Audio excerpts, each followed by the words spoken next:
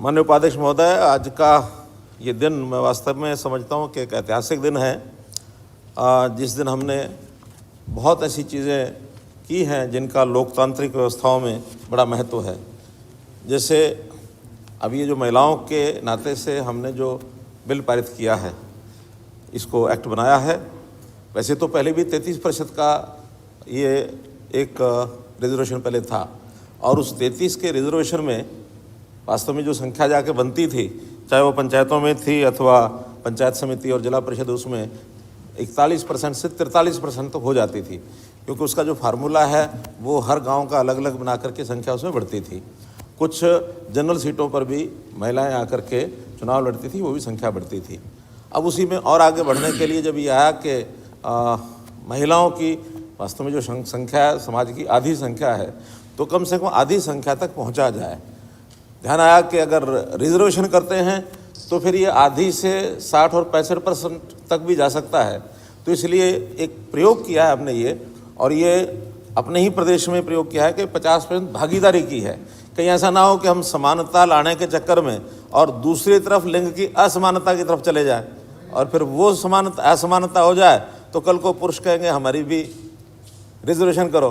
तो उसका एक बैलेंसिंग फार्मूला निकालते हुए इस प्रयोग को किया जा रहा है, और मैं समझता हूँ अगर ये प्रयोग अच्छा सिद्ध हुआ तो देश के बाकी प्रांत भी इसको हो सकता है इसको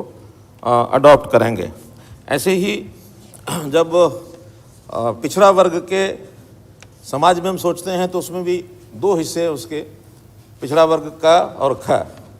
ख वर्ग के हमारे सारे ही जितने 6 जातियाँ हैं वो ठीक है, संपन्न हैं, अपने अपने एरिया में बहुमत भी रखती हैं, और उनमें उतनी रिजर्वेशन की आवश्यकता नहीं है, क्योंकि वो उन स्थानों पर जहाँ बहुमत है वहाँ अपने रेशो से भी ज़्यादा प्रभावी जाति के नाते से आ जाते हैं। लेकिन जो BCA है यानी पिछड़ा वर्ग का, इसका प्रतिनिधित्व सब जगह एक प्रारंभ में सदस्य के नाते से पहले पंचायतों में था, केवल पंचायत के सदस्यों में।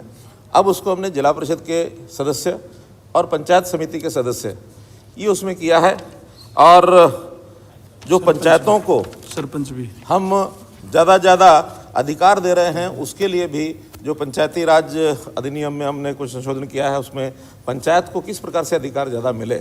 हमारे प्रदेश की पढ़ी लिखी पंचायतें होने के कारण से बहुत उसके लाभ हो रहे हैं, और उसमें कई पैरामीटर्स पर हम आगे बढ़ रहे हैं। पंचायतों को शक्ति ज़्यादा दी जाए, और जितना डिसेंट्रलाइज हम कर सके चीज़ों को हम लगातार कर रहे हैं, चाहे वो शहरी स्थानीय निकाय हैं चाहे ग्रामीण क्षेत्र के हैं। अलग से जिलों में हमने COs बना दिए हैं, ताकि पंचायत राज व्यवस्था में COs का एक प्रभावी एक रोल हो करके और वहाँ सारी चीज़ें लोकल हो जाए।